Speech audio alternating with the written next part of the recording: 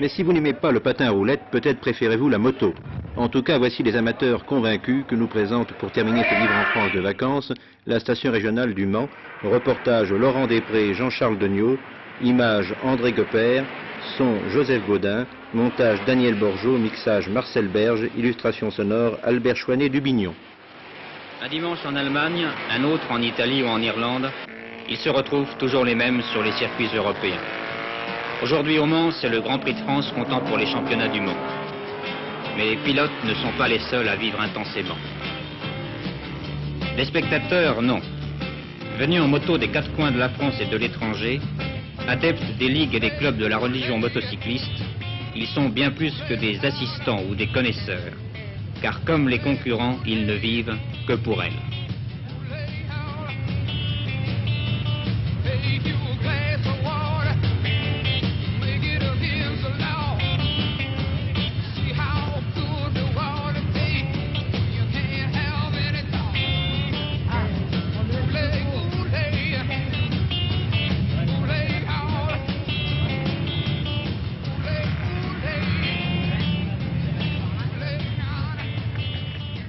Ça fait longtemps que vous l'avez?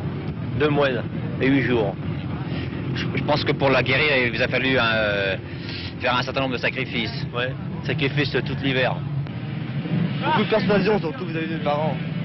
C'est ça le plus dur. Ça coûte cher la moto? Moi, celle-ci, elle fait mieux d'une brique. Tout équipé quoi, pour la course. Maintenant, vous comptez faire des compétitions? Ouais, je compte bien faire des grosses compétitions cette année. Enfin, j'aimerais bien en faire un petit peu, mais pas vraiment. Ce qui m'intéresse, c'est la compétition. Moi, je voudrais bien pouvoir en faire, je ne peux pas. Alors je me contente de suivre les compétitions qu'il me sont possibles d'aller voir. Pourquoi est-ce que vous ne pouvez pas? Je ne peux pas parce que pécuniairement, ça revient très cher et mon emploi ne me permet pas non plus. Votre moto, qu'est-ce que vous en faites alors? Ma moto, c'est un véhicule qui me sert pour mon plaisir. Je fais beaucoup de routes avec. Je vais voir aussi bien des grands prix à l'étranger qu'en France, des courses de moto, des concentrations et tout. Ça me sert uniquement pour mes loisirs.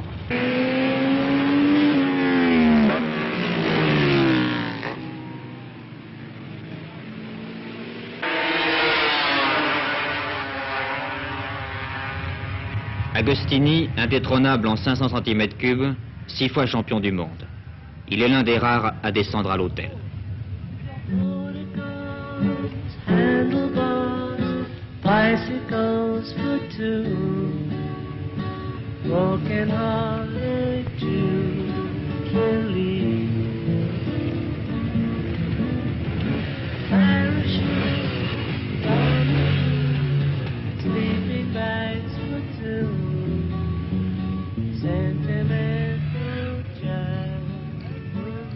C'est le décor habituel de leur vie.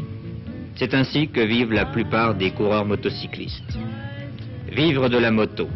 Pas question pour beaucoup qui, pour nourrir et entretenir leur monture, doivent exercer un autre métier. Je pratique un autre métier, bien sûr, même 2 autres métiers pendant l'hiver. Je suis vendeur de motos à plein temps. Et l'hiver, je vends plus de l'essence pendant les week-ends, puisqu'il n'y a pas de course.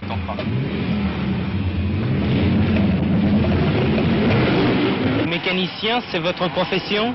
Non, pas du tout. En fait, je suis étudiant en droit. Je termine ma 4e année de licence. Je suis futur percepteur.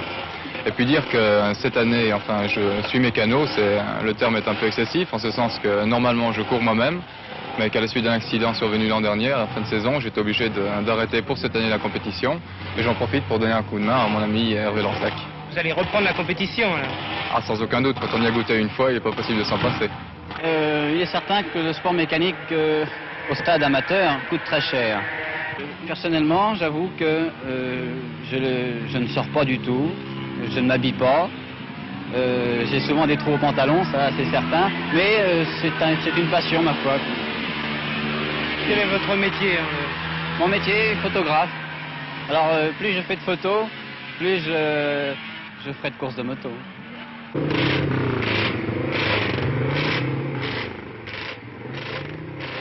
Aussi passionnés de mécanique qu'à leur début, véritables artisans de la moto, les pilotes chevronnés, économie oblige, sont leurs propres mécanos, tels Marsovski ou Rudy Kult. Comment est-ce que vous gagnez votre vie vous-même? Je fais des motos, je fais des sidecars, je fais des attelages. Oui, oui. Pour des autres cas, et puis aussi pour moi. Toujours des nouvelles, il y a toujours des modifications à faire, de faire plus vite et puis plus résistante. L'Australien Jack Finlay, vice-champion du monde en 1968, au Mans, dans la nuit qui a précédé le Grand Prix, il a dû démonter 2 fois le moteur de sa moto.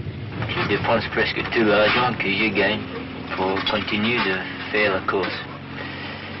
Comment est-ce que vous pouvez vivre? Comment est-ce que vous vous en tirez? Oui, avec mon prix et le prime de départ, je suis payé par les organisateurs pour faire la course. Et je vis avec ça. On vit toujours sur la route. On continue à tourner presque toute l'année. Et on n'a pas de maison. Et il existe des sacrifices et aussi il existe des bénéfices. Et c'est une vie qui me plaît beaucoup. Qui nous plaît beaucoup, car elles, les épouses ou les compagnes, ne sont pas les moins passionnées. Vous avez accepté tout de suite? Oui, parce que j'aime la moto. J'aime les motos, j'aime la vitesse, j'aime surtout l'ambiance, l'atmosphère. C'est assez spécial. Et vous êtes prêt à continuer à vivre comme ça si longtemps qu'il le fera. C'est à lui de décider. Ce n'est pas moi qui l'arrêterai en tous les cas.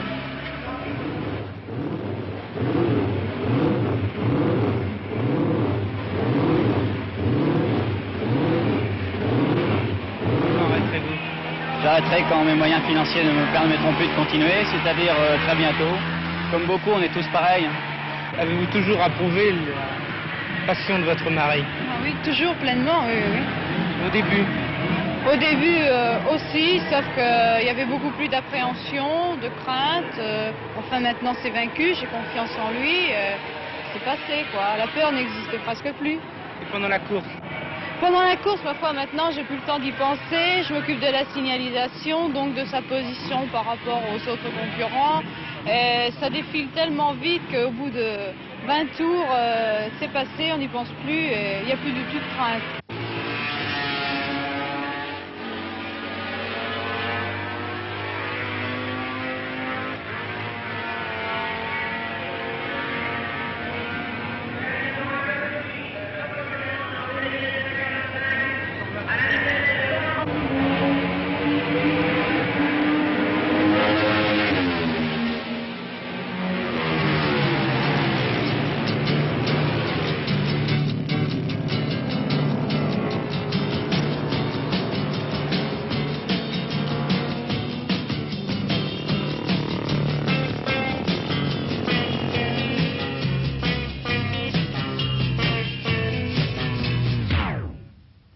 Les risques encourus en course ne vous effraient pas?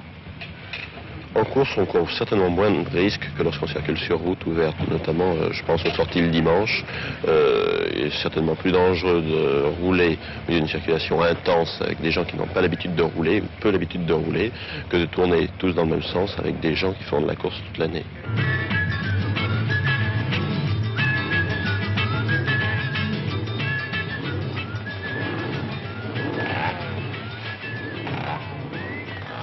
Mais ceux qui ne peuvent pas fréquenter les circuits de vitesse, ne sont-ils pas tentés alors de faire la course sur la route?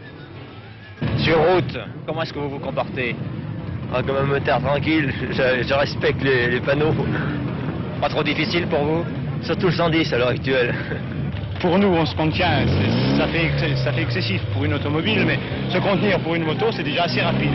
Mais enfin, il y a des limitations de vitesse. Il y a des limitations de vitesse, mais quand il n'y a pas de gendarmes, eh bien, ma foi, on les respecte plus ou moins. Hein. Et l'automobile? Oh non. Alors là, on ne me ferait pas monter dans une voiture. Hein. Ça me fait trop peur. Je ne peux pas dire jamais, mais enfin, je sais que ça me fait peur, quoi. Vous partez en vacances en moto? Oh, partout en moto. On a fait l'année dernière l'Allemagne, l'Autriche, la Suisse, l'Italie, tout en moto. Eh ben, j'aurais pas pu apprécier la nature, tout en voiture, comme j'ai pu ressentir en moto. Il y a deux façons de concevoir la moto. Il y a le circuit et puis il y a la route. Le circuit avec ses règles et la route avec ses règles. La Britannique Dan Rowe, elle, qui court sur sidecar avec Roddy Kurt, a choisi délibérément les risques du circuit. Est-ce qu'il vous arrive encore d'avoir peur? La première fois, j'avais peur. fois ceci, j'avais peur, mais après... Il y a combien de temps que vous avez commencé? 5 et demi années. Vous comptez continuer encore longtemps? Oui, j'espère. Vous n'êtes pas marié? Non, pas mariée. Je ne veux pas marier. Pourquoi? Je n'aime pas être dans une place. Je veux être libre. C'est mieux quand on peut aller à l'Allemagne seul ou la Suisse ou Angleterre comme ça. C'est mieux.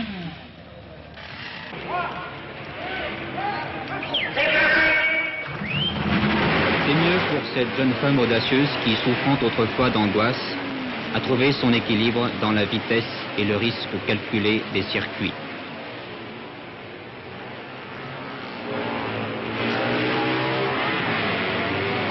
À bord du CID 29, Dan et Rudy, lâchés par la mécanique, ne feront que quelques tours aujourd'hui. Qu'importe s'ils peuvent recommencer ailleurs, car comme les autres, ils courent pour le plaisir.